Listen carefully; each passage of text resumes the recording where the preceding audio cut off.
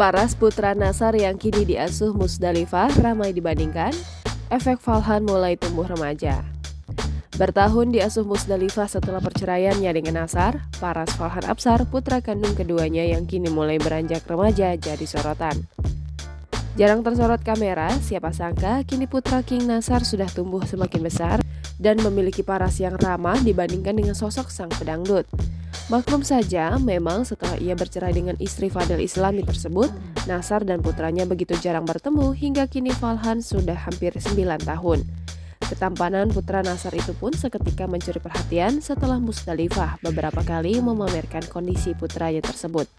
Seperti yang dilansir lewat unggahan di akun Instagram pribadinya Musdalifah pada Rabu 21 September 2022, dalam foto yang dibagikannya, terlihat Musdalifah menunjukkan kondisi Falhan yang kini sudah semakin besar dan tak terasa sebentar lagi beranjak remaja.